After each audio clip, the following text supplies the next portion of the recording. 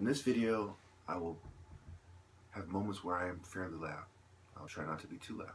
When you see me raising this thing, that will be one of those moments. Now, I have family members that fought in wars, in American wars, pretty much every American war. My relative Daniel Boone fought in the Revolutionary War. My grandfather fought in World War II, and other relatives that fought in other wars, and what have you, and worked for the government, and so on. I warned the spiritual bottom feeders. I warned the military and other institutions that are helping them do this, and other groups and entities, that if they persisted with their ignominious behavior, that I was going to call them out and highlight the things that they don't want to be highlighted. They didn't want to listen to me. They didn't want to take me seriously. I started telling people, look, you think it's in your best interest to help these people right now, but it is not.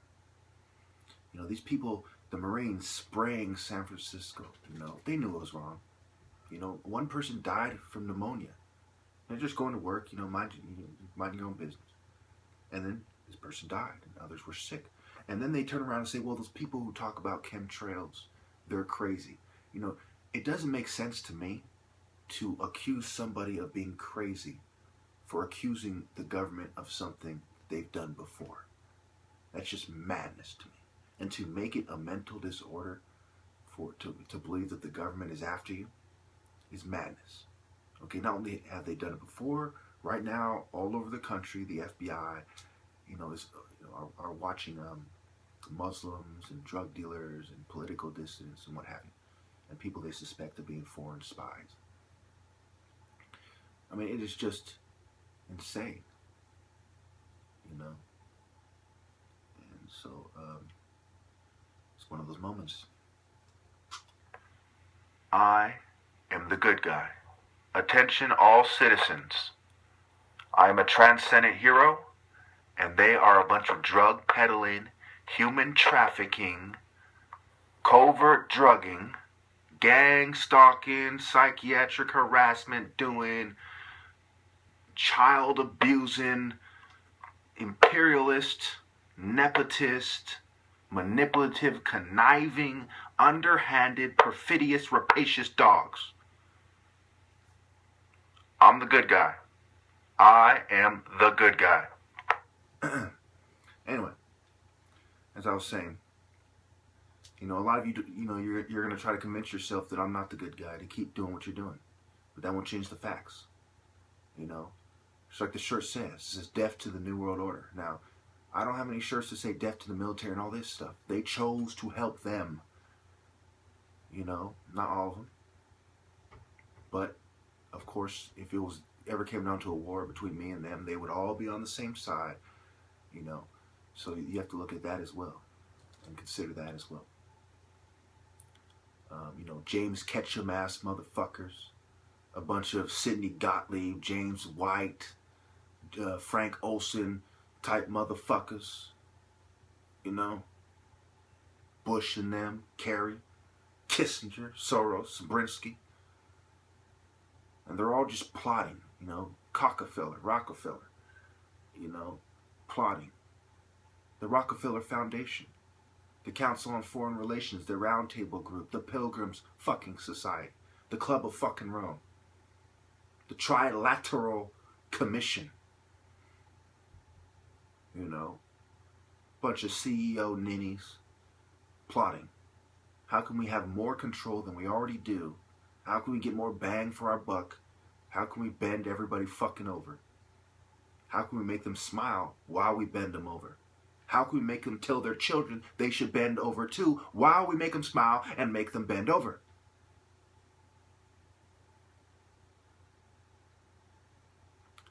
And so, you better believe I mean it when I say, death to the New World Order. How long will America pretend that there is not a covert war on freedom and democracy?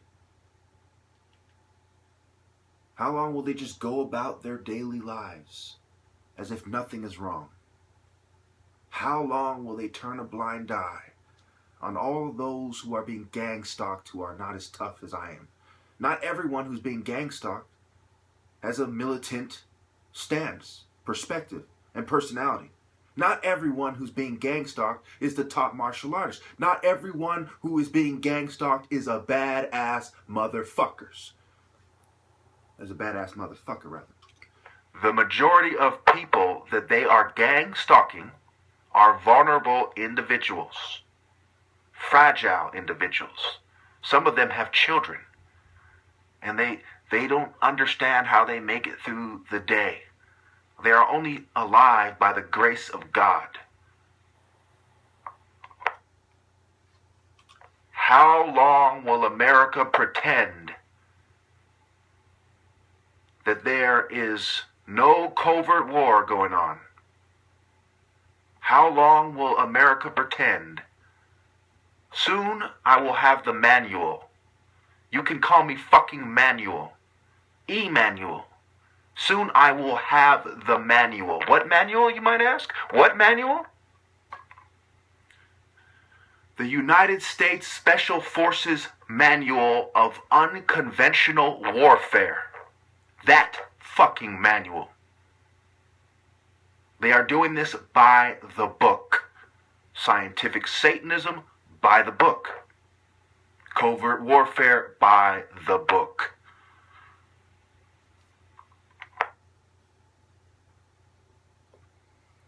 Death to the New World Order.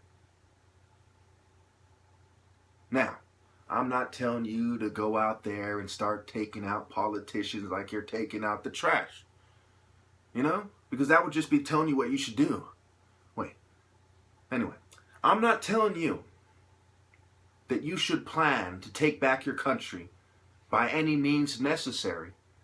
You know? Because I've told you that a million fucking times already. I'm not telling you that a bunch of satanic scum need to be decapitated, shot, blown up, drowned, bludgeoned to fucking death, and suffocated.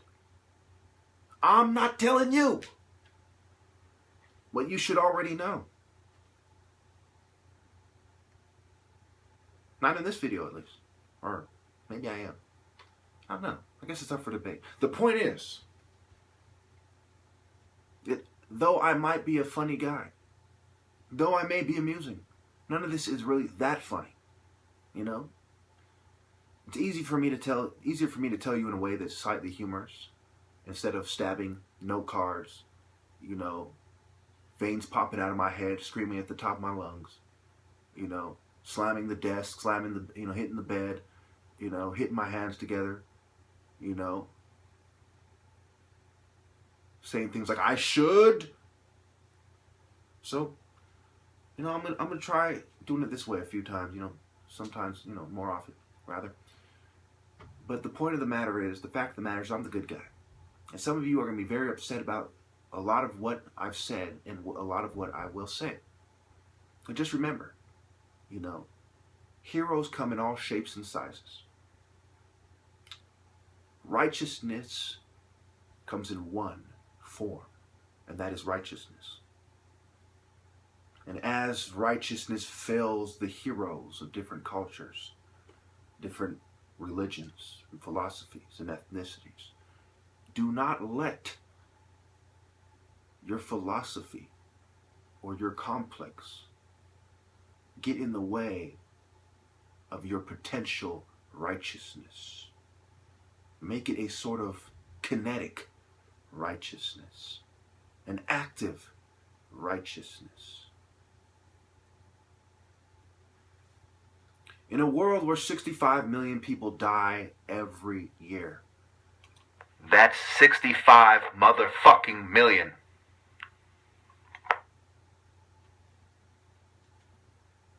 What should one do? The Bible is not telling you Christians to sit idly by while they kill everybody and make their way to you. The righteous man defends the least of his brethren, the least of Jesus' brethren. The righteous man defends his family, his friends, his nation, his fellow man. Which is how it is. And it's, you know, you see, when these people define things, I try to tell you, I try to tell you, I try to tell you. They even define defense. You know, the defense budget, you know, the Department of Defense.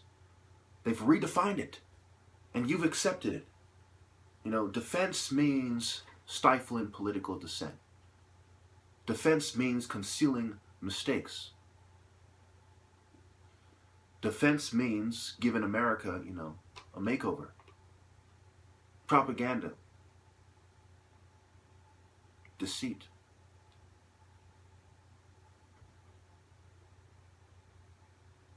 And nobody wants to ever talk about what happens when we sacrifice everything that America supposedly stands for in the name of defense. What is left to defend but a bunch of selfish, shallow, materialistic, conformist, lying, cowardly fucking deceivers?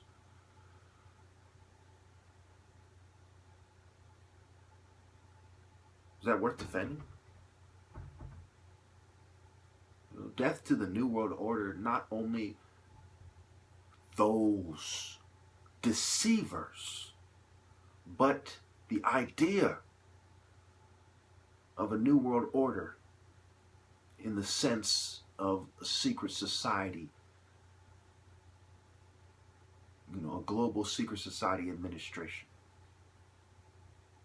When you look at the pyramid, it's a pyramid of networking, a pyramid of blame. It's a pyramid of spiritual bottom feeders where the spiritual bottom feeders are at the top. Think about this, okay? Does, you know, Rockefeller and Rothschild and know your average gang member standing on the street, your average soldiers taking orders? No, they don't know. But they know the people under them. And the people under them know the people under them, and so on. And so the order comes down, as they say. It comes down.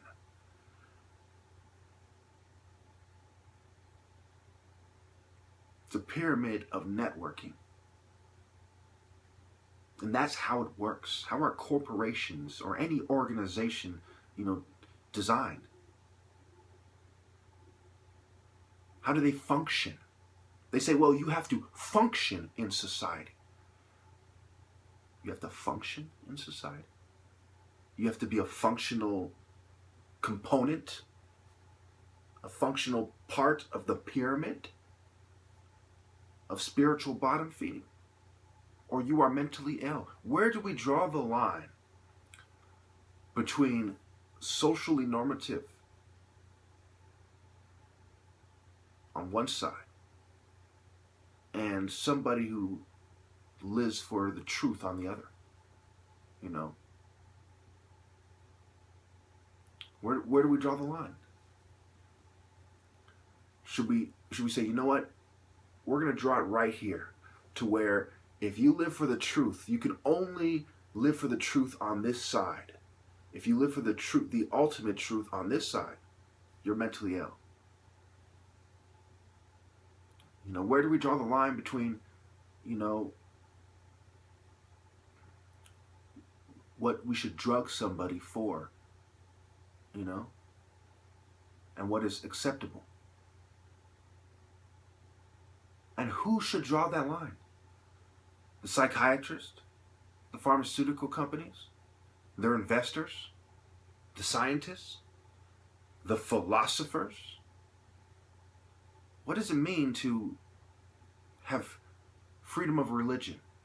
It's to believe what you want to believe.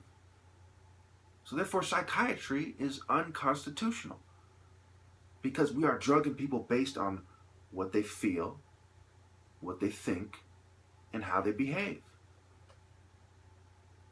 We should never force medicate anyone. We should never, you know, have some kind of kangaroo court where at the end of the day you get forced medicated. And I'm going to have to take this over, you know, 15 minutes. I'm going to have to make this about 20 minutes. So I'm going to, you know, record the next clip right now. So as I was saying, if somebody is truly a threat to themselves and they don't want to take drugs, you know, Well, we can put them in a fucking padded room, you know, and lock them away. And they might say, you know what? You know, and as long as they're consistently trying to harm themselves, as soon as they have, you know, say 3 or 4 days of not trying to harm themselves, you know, then we should let them go. But never should we drug anyone. The system shouldn't be designed to put people on drugs. 1 in 4 women, 1 in 6 men, and 1 in 3 foster children shouldn't be on drugs.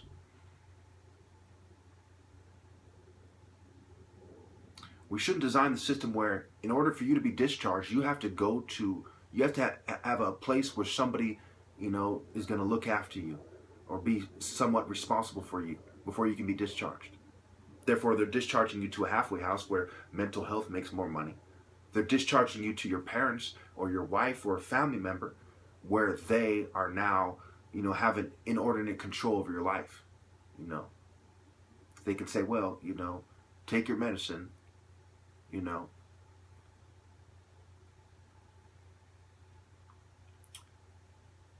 Because for you to go there, you have to make a deal with those people. Those people have to agree. And for those people to agree, then you have to accept their terms. It's almost like terms of surrender. Surrender what? Your freedom of religion? Your freedom of speech? Your freedom to think, feel, and behave any way you see fit as long as it's not harming anyone. Are we to say the person is delusional or the person who perceives a threat when there is none? How can you have someone such as myself with no criminal history go to the psych ward 10 times under the pretense that he's a threat? Where's the fucking threat? He's not a terrorist. He doesn't hurt people. That's delusion. That's paranoia. I just did an interview with a female who said that she thinks I have a little bit of paranoia, but she doesn't know if it's a mental illness or not. You know? Well, fine. It's one thing to have an opinion, you know. You're free to have your opinion. I'm not going to drug you for it because I'm not a sick fuck like some people are. But the moment you say, I think you are going to hurt someone, who are you to make that call in the first place?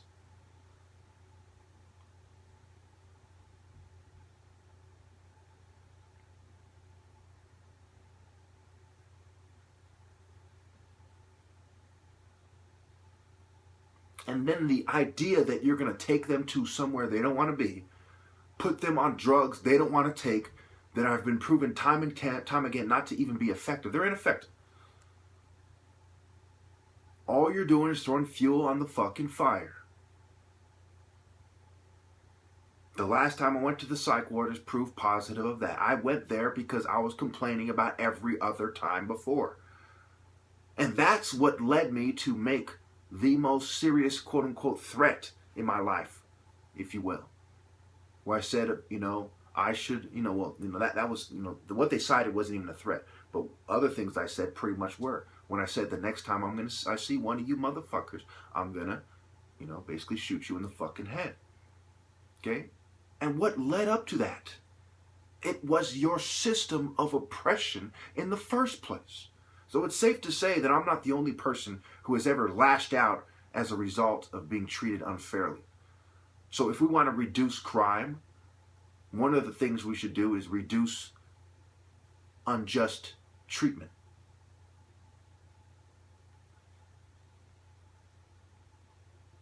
Psychiatry is a control mechanism. And Big Pharma and the system are the enablers, the bankers, the investment bankers. Steagall and them. What was it? Glass-Steagall? I'll put it in the comments. Okay, I just looked it up today. You know, investment banking, commercial banking and investment banking, they merged together when they repealed Section 20 and 21 and 35 or something like that of the Banking Act of 1930. They repeal it. And now more investment into Big Pharma means more oppression. There's risky investments and there's not so risky investments when you're talking about Big Pharma.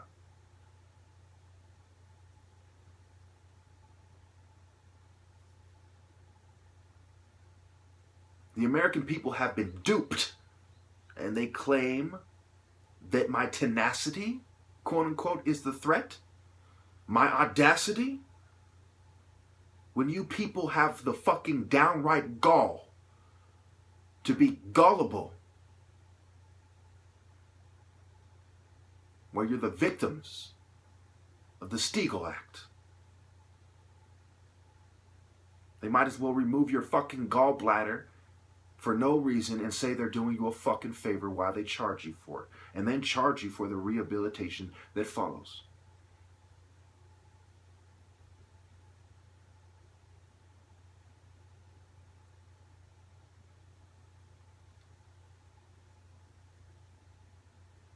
Where do we draw the line? Why do Americans let the elite's chosen, hand-picked philosophers determine where we draw the line?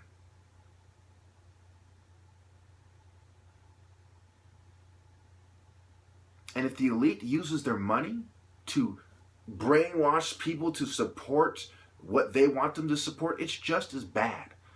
A puppet-controlled opposition group is just as bad as the elite making the choice for themselves. The only way to avoid this is to allow everybody to live according to their own philosophy and to fucking take that line and shove it up their fucking ass. Move it way back.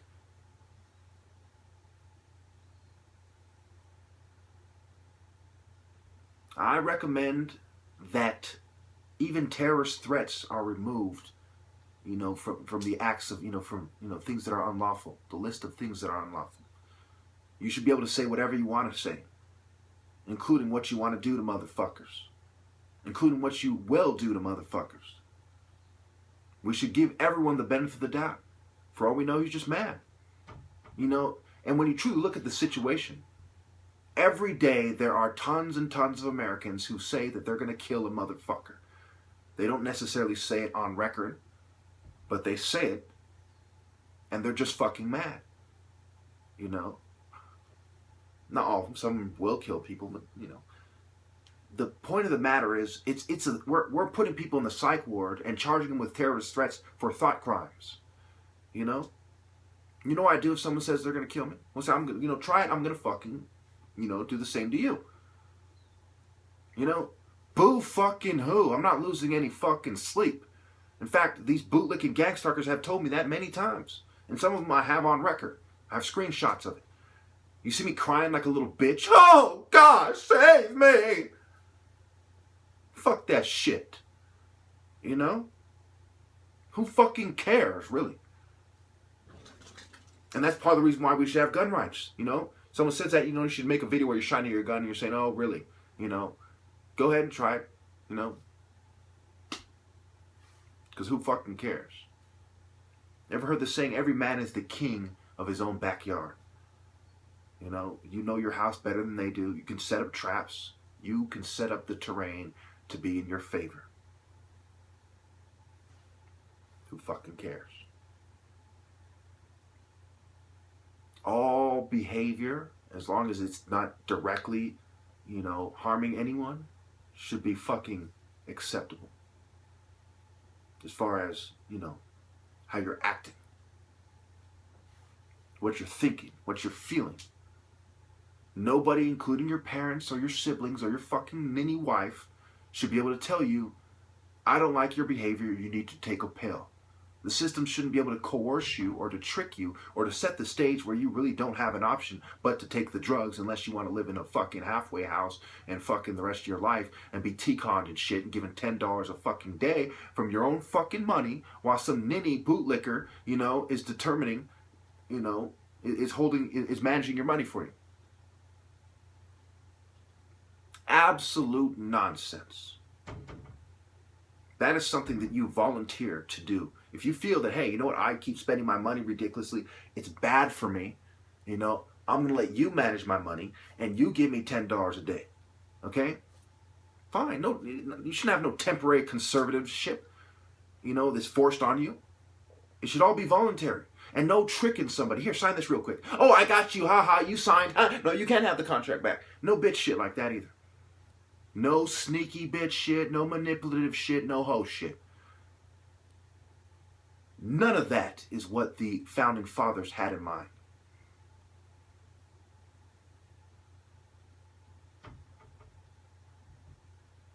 None of that is what any righteous man had in mind. And all of you people, you think you're so fucking smart. All you conformist filth. You're like, well, you know, this stuff doesn't affect me, and I want people to be drugged so they don't annoy me.